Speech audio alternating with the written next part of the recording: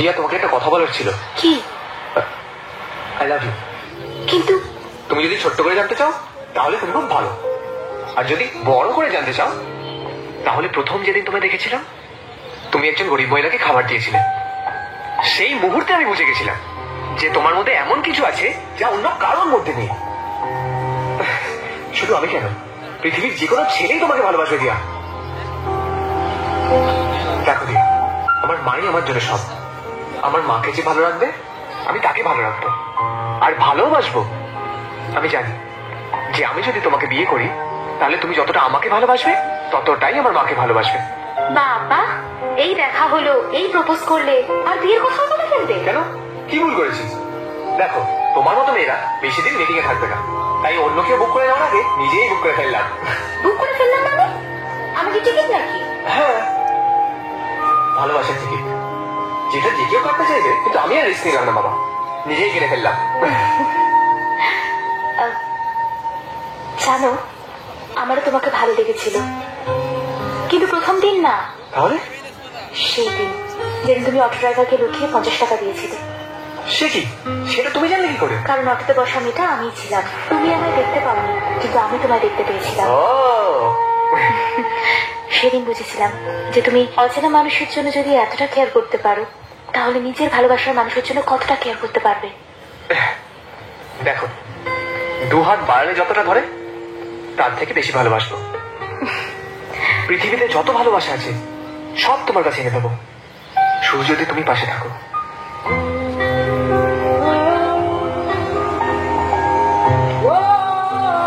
আমি তোমাকে সত্যি ভালোবাসি দিয়া, জানি না কেন, কিন্তু সত্যি খুব ভালোবাসি দিয়া।